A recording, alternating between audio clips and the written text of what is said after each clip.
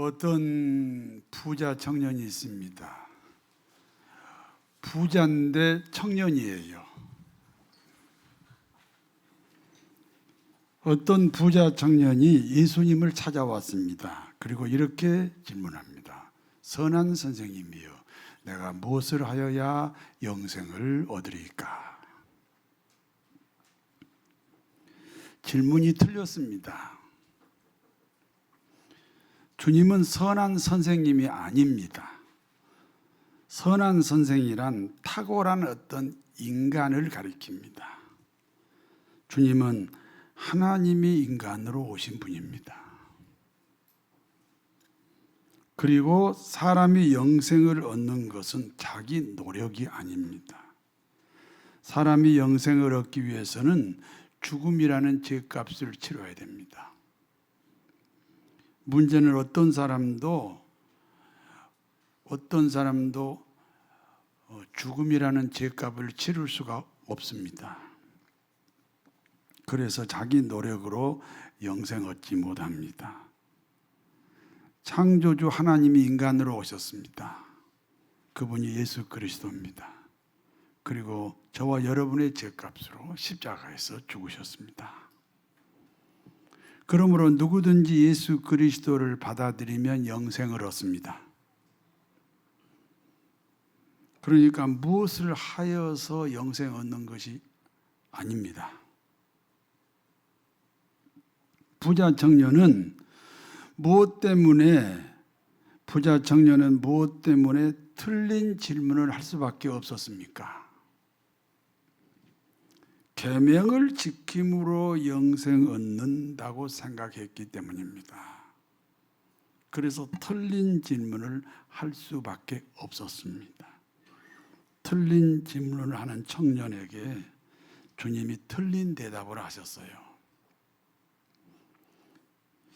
여러분, 가끔 보면 틀린 질문하는 사람 있어요. 그러면 답을 가르쳐 주지 마시고 같이 틀린 사람이 되어 주셔야 돼요.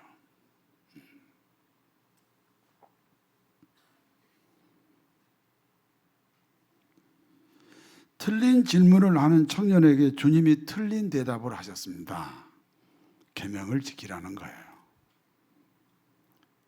영생을 어떻게 하면 얻느냐는 청년에게 계명을 지켜서 영생 얻는 건 아니잖아요. 그런데 이 청년이 계명을 지킴으로 영생 얻는다고 생각하니까 그 청년에게 맞추어 주는 거예요. 계명을 지키라고 말씀합니다. 그러므로 틀린 질문을 하는 청년의 입장에서 말씀하신 거예요. 부부간에도 가끔 틀린 질문 하시지요? 그러면 싸우지 마시고 좀 틀려주시기를 바랍니다. 하기 싫어요?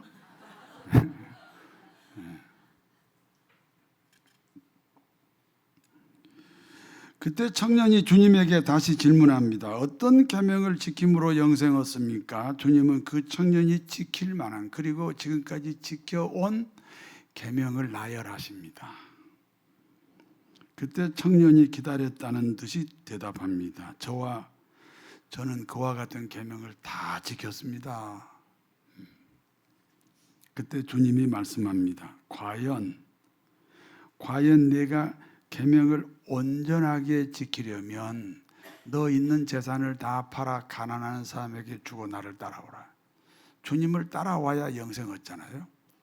근데 따라오기 전에 있는 재산을 다 가난한 사람에게 주고 따라오라는 거예요. 부자 청년은요, 재산을 몽땅 팔고 주님을 따를 수가 없습니다. 사실 재산을 다 팔고 가난한 사람에게 줘야만 주님을 따르는 건 아니잖아요. 왜냐하면 계명을 못 지켰다. 있는 재산을 팔아서 가난한 사람에게 주는 것도 계명 중에 하나거든요. 그러니까 계명을 못 지켰다 하는 것을 깨닫게 하기 위하여 말씀하신 거지요. 그런데 이 부자 청년은요, 근심하여 돌아갔습니다. 부자 청년이 떠난 후에 주님이 말씀합니다. 부자가 천국 가는 것이 매우 어렵다. 얼마나 어렵다는 겁니까?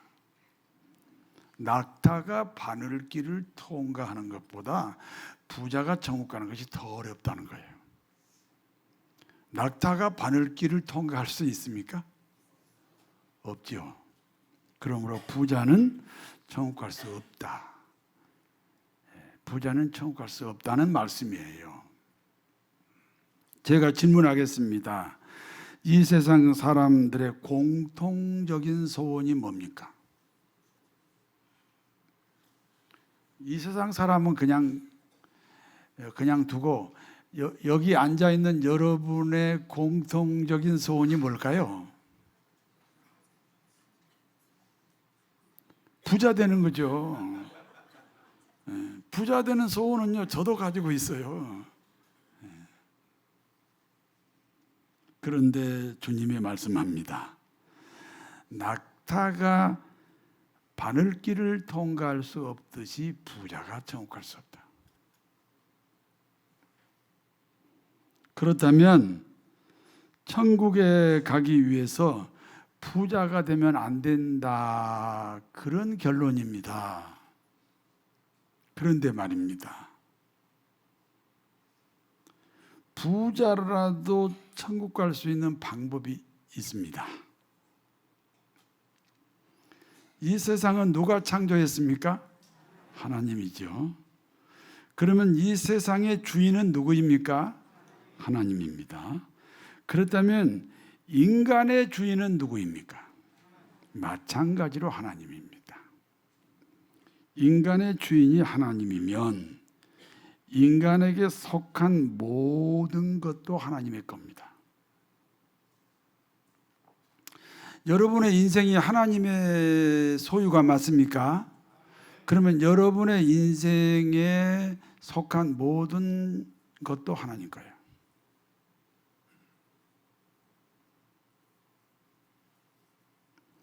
그러므로 어떤 사람이 가진 재물, 내 인생의 소속이잖아요. 그 재물도 하나님 거예요. 다시 말씀드립니다. 자신이 가진 재물이 자신의 것이라는 고백은 불신자들의 고백이에요. 그리고 그와 같이 고백하는 사람을 부자라고 그래요. 그러나 그리스도인이 된 이후의 고백은 다릅니다. 내 목숨도 하나님 거고 내 목숨에 소속되어 있는 모든 재물도 하나님 거예요. 그 고백이 청직이라는 거예요. 그러므로 자신이 가진 재물의 소유권이 누구냐에 따라 부자 또는 청지기로 나눌 수 있습니다. 소유권 고백이 자기 자신에게 있으면 부자예요. 그리고 불신자예요. 교회를 다녀도 불신자예요. 직분을 가졌어도 불신자예요. 그러나 소유권 고백이 하나님께 있으면 신자예요. 그러니까 예수님을 구주로 고백한 증거가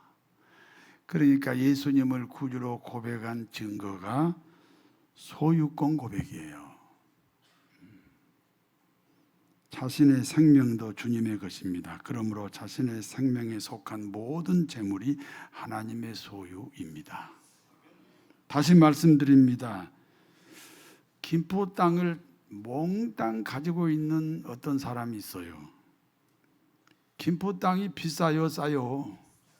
이 김포 땅을 다 가지고 있는 어떤 사람이 있다니까요. 그 사람을 사람들은 부자라고 불러요.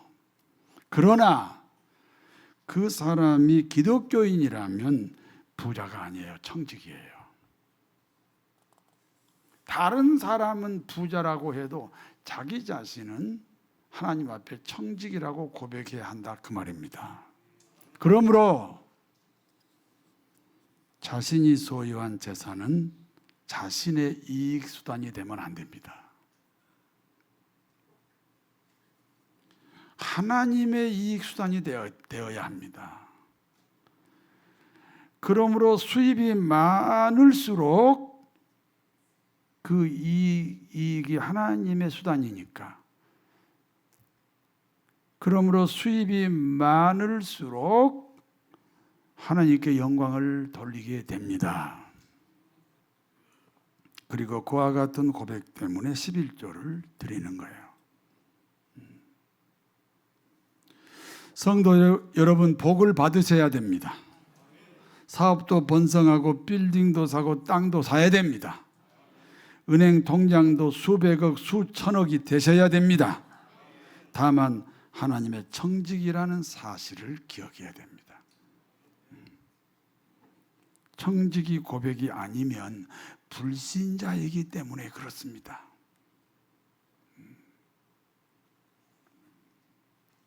어떤 부자에게 청지기가 있습니다. 청지기는 주인의 재산만을 관리하는 사람이 아닙니다. 주인을 관리하면서 그 주인에게 이익을 남겨줘야 됩니다. 인류 역사의 최고의 상수를 가진 민족이 있습니다. 이스라엘입니다. 여러분, 미국 인구의 3%가 이스라엘 사람들인데 미국 경제권을 다 장악하고 있어요.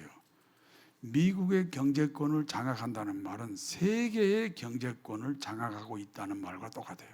그 사람들이 이스라엘 사람들이에요.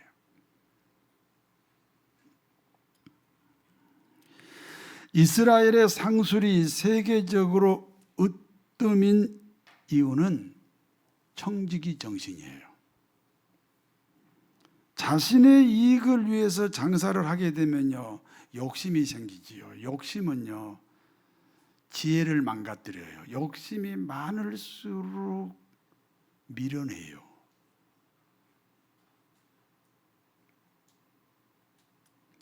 그런데 이스라엘의 청지기 상술은 주인에게 이익을 주는 상술이잖아요. 자신의 이익과 상관이 없어요. 그래서 굉장히 발달된 비즈니스를 하는 거예요.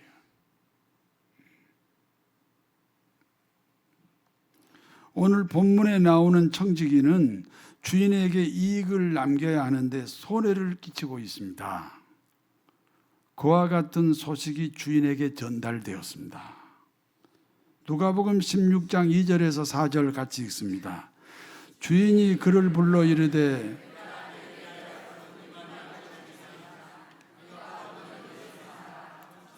청지기가 주인이 내 직분을 빼앗으니 내가 무엇을 할까? 땅을 파자니 힘이 없고 빌어먹자니 부끄럽구나. 내가 할 일을 알았도다. 이렇게 하면 직분을 빼앗긴 후에 사람들이 나를 자기 집으로 영접하리라 하고. 이 청지기는요, 자신이 쫓겨난다는 사실을 알고 있어요. 여러분 인생에 여러분 이익을 남겨야 돼요.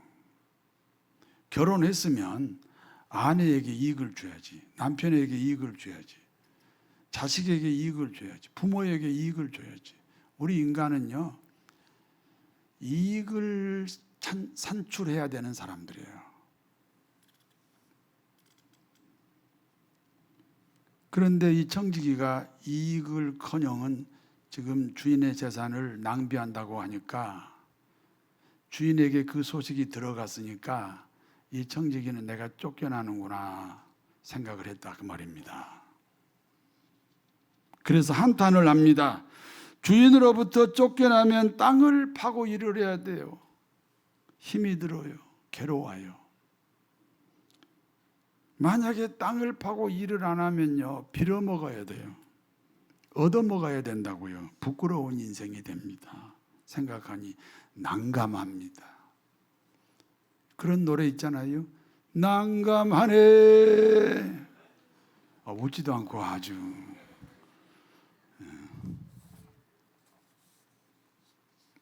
그래서 이 청지기가 생각합니다. 주인에게 빚진 자들을 탕감시키겠다는 겁니다. 그러면 내가 주인으로부터 쫓겨난 후에 이들이 나를 도와줄 것이다. 이렇게 생각을 한 거예요.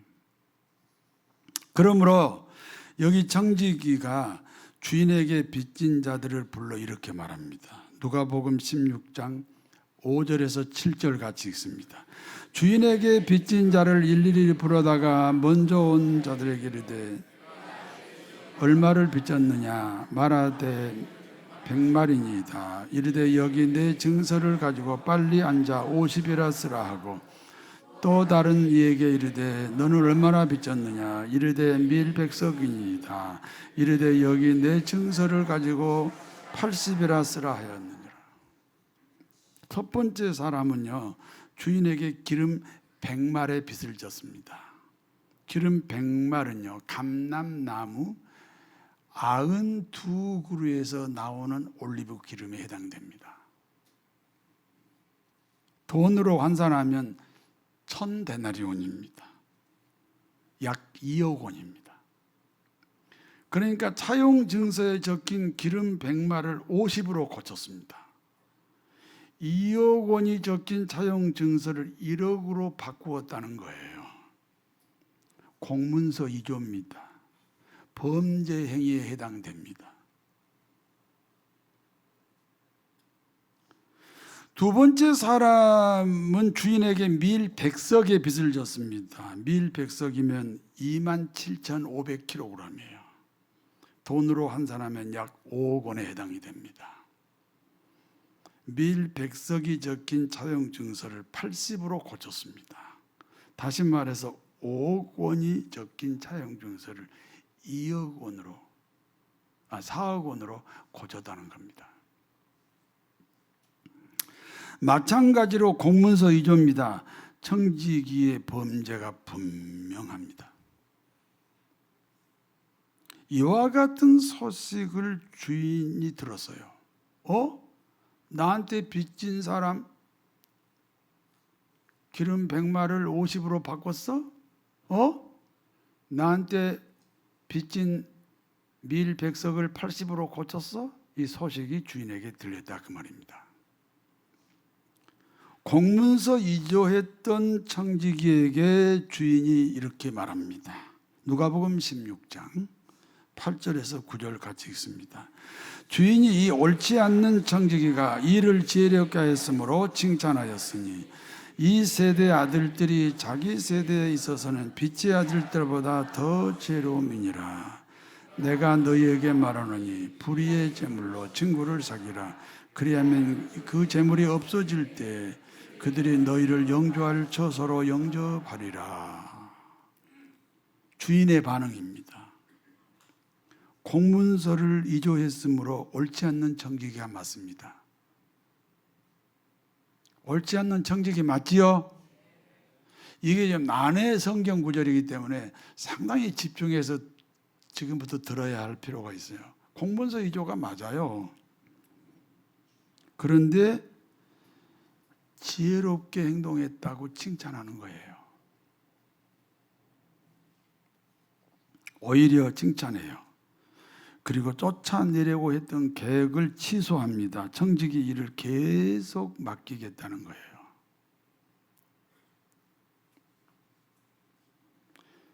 그러면서 주인은 이렇게 말합니다. 지극히 작은 것에 충성된 자는 큰 것에도 충성한다. 여러분 10,000원 수입이면 얼마 11조를 해야 돼요? 1,000원 수입 11조. 쉬워요? 어려워요? 굉장히 쉬워요.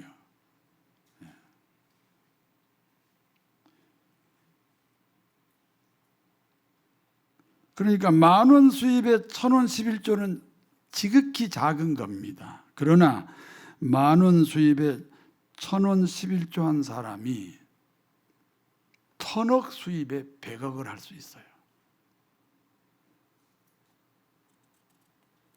여러분 1,000억 수입이 되고 싶어요?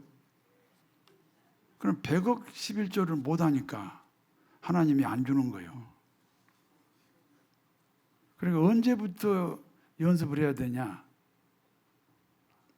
만원 수입에 1,000원, 10만 원 수입에 10,000원, 100만 원 수입에 10만 원, 이렇게 훈련을 평소에 했어야 한다. 작은 것에 충성해야 큰 것에도 충성할 수 있다는 거예요. 반대 개념이죠. 10,000원 수입에 1,000원 11조 하지 않는 사람은 1,000억 수입에 100억을 할 수 없어요. 아니 100억이라니까. 매달 1,000억씩 수입이 들어오는데 매달 100억씩 낼 수 있어요? 이해가 되십니까? 오늘의 작은 일을 보면 내일의 큰 일을 알 수 있다는 거예요. 나중에 충성하겠다는 사람은 나중에 충성을 못합니다. 지금 작지만 지금 하셔야 나중에도 큰 일을 할 수 있다. 그런 말씀입니다. 불의한 재물에 충성해야 된단 말이죠. 불의한 재물에 충성해야 됩니다. 불의한 재물이 무엇입니까? 주인의 허락 없이 주인에게 빚진 사람들을 탕감시킨 재물입니다. 기름 100마리 50마리 되고 밀 100석이 80석이 된 공문서 2조가 불의한 재물입니다. 주인의 판단입니다. 그와 같이 공문서 2조를 통해 친구를 삼았으므로 지혜롭다. 지금까지는 좀 이해가 안 되셔야 맞아요. 그와 같이 공문서 2조를 통해 친구를 삼았으니 지혜롭다. 그러면서 이렇게 말씀합니다. 돈이 주인이면 돈이 하나님이다. 여러분, 돈하고 하나님하고 뭐가 더 우선이에요? 여기 앉아서는 하나님이라고 할 수 있어요. 돈하고 하나님 뭐가 더 귀해요?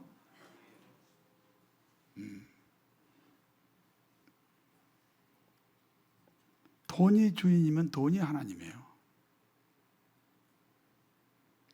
돈이 더 하나님보다 귀중하면 돈이 하나님이라는 거예요. 하나님은요, 내 인생에서 가장 소중히 여기는 것이 그것이 하나님이에요. 그 소중한 것을 버려야 하나님이 되십니다. 그러니까 돈을 버려야 하나님이 주인 된다. 두 주인을 섬길 수 없다. 주님의 마지막 결론입니다. 여기까지가 이제 본문의 내용입니다. 이제 본문이 주는 교훈을 말씀드려요. 목사님의 의견이 아니고 소신이 아니고 조금 전에 설명했던 이 본문에 대해서 그 안에서 교훈을 여러분에게 말씀드리겠습니다. 천지 만물의 주인은 천지 만물을 만드신 하나님입니다. 그러므로 천지 만물 중에 하나님 인간의 주인 역시 하나님입니다. 저와 여러분의 주인이 하나님입니다. 다시 말해서 우리 자신의 목숨은 우리 자신의 소유가 아니라 하나님의 소유입니다. 내 목숨이 내 거면 내가 죽지 말아야죠. 죽고 싶은 사람 세상에 어디 있어요? 내 목숨이 내 것이면요, 죽지 말아야 돼요. 그런데 때가 되면 죽어요. 순서도 없어요. 주인이신 하나님이 가져가는 거예요. 그래서 어떤 사람은 10살에 세상을 떠나요. 그러나 어떤 사람은 120살이 되어도 세상을 못 떠나요. 똥오줌 싸가지고 벽에 바르고 먹기까지 해도 안 죽어요. 왜? 하나님이 안 데려가니까. 주인이신 하나님이 안 데려가니까 죽지 않고 살아 계셔요. 그러므로 오늘 본문에 나오는 청지기가 주인의 재산을 자기 마음대로 탕감시킨 사건은 누구 이야기예요? 다시 말씀드립니다. 어떤 가난한 사람이 저에게 도움을 요청합니다. 그러면 제가 가진 재물 중에 일부를 그 가난한 사람에게 주었어요. 제가 가진 재물은 누구 거였어요? 하나님 거죠? 그런데 하나님에게 허락받고 그 가난한 사람을 도왔나요? 아닙니다. 마치 불의한 청지기가 주인의 허락 없이 빚진 자들을 탕감시킨 것과 똑같습니다.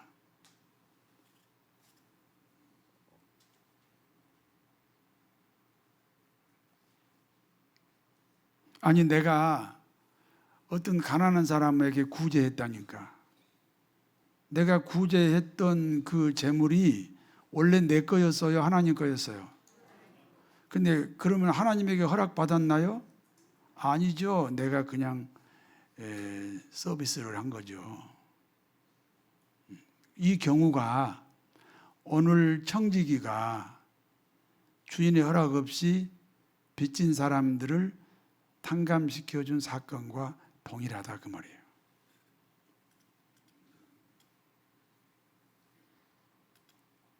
우리 주위에는 우리가 도와야 할 사람들이 많습니다.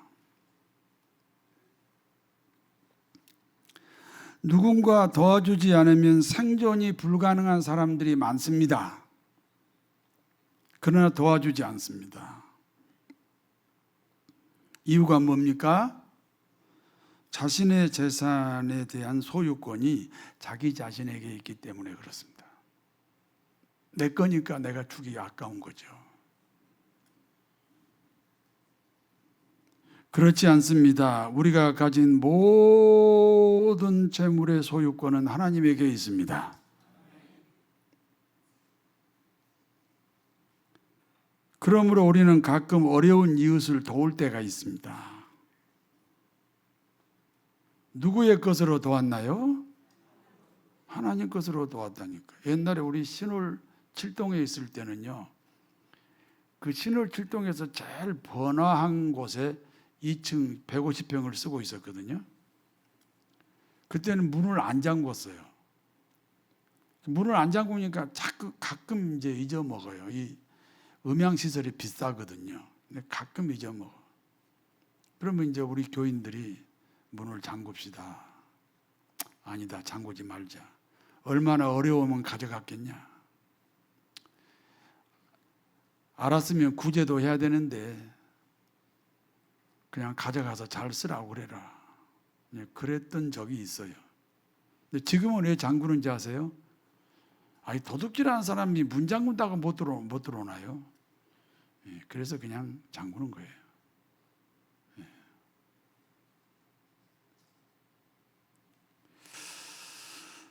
우리가 가끔 어려운 이웃을 도울 때가 있습니다. 누구의 것으로 도왔습니까?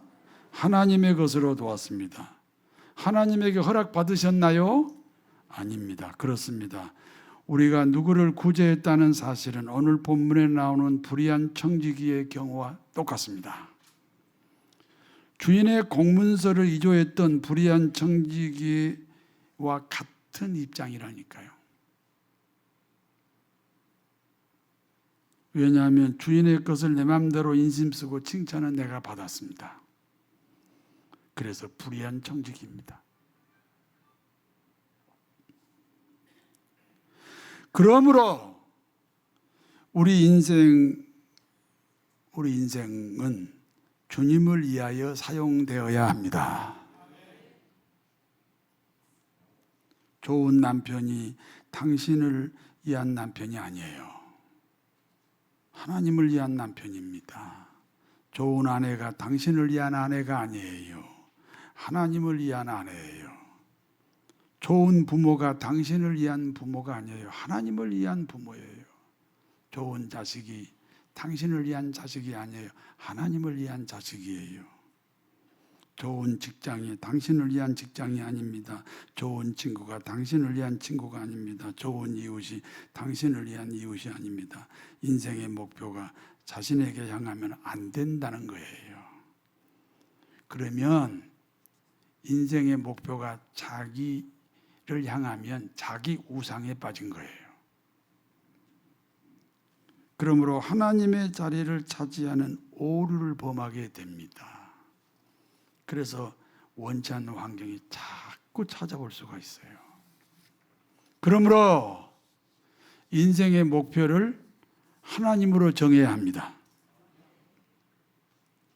그리고 나는 자유를 누려야 돼요.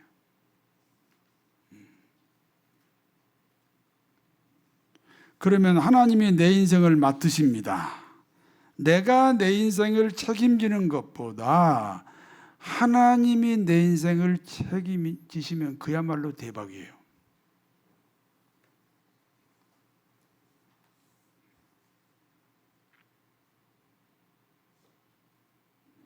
그렇다면 하나님이 나를 구원하신 이유가 뭡니까? 나만 구원받고 나만 천국 가라고 구원시켰나요? 하나님의 본체이신 그분이 인간으로 오셔서 십자가에 죽기까지 하셨나요?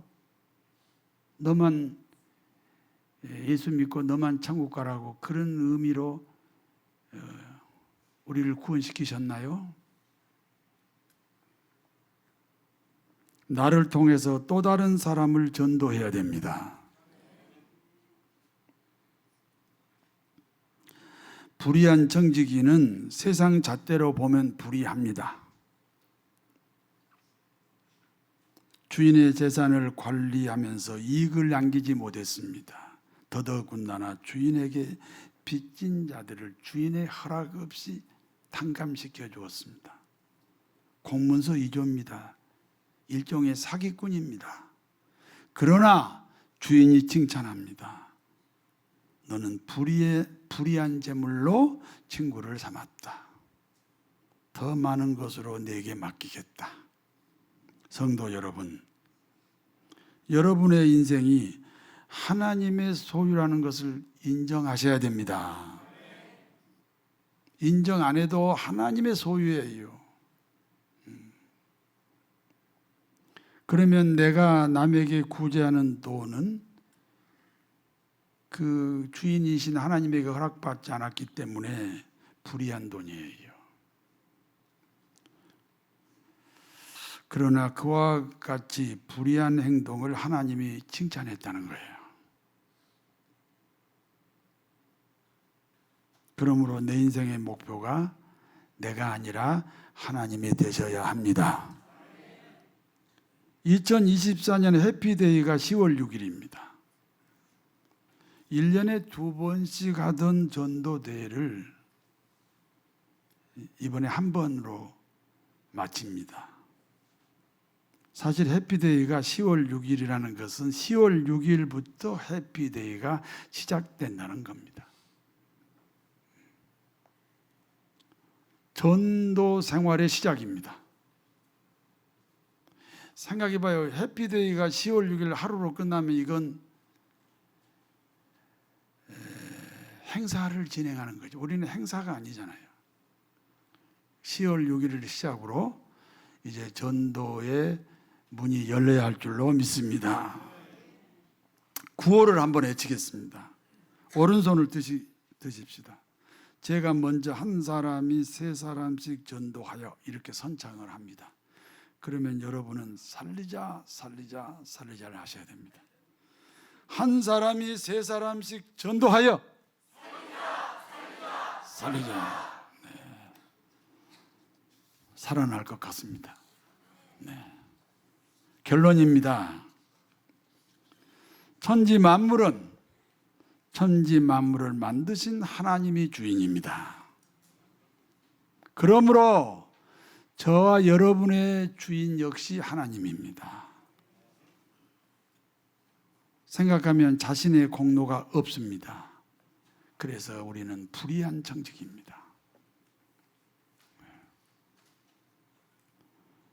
나 자신을 불의한 청지기로 고백하여 하나님께 영광을 돌립시다. 그리하여 더 많은 것으로 받아 더 많은 것으로 충성하는 복된 성도님들 되시기를 진심으로 축원합니다.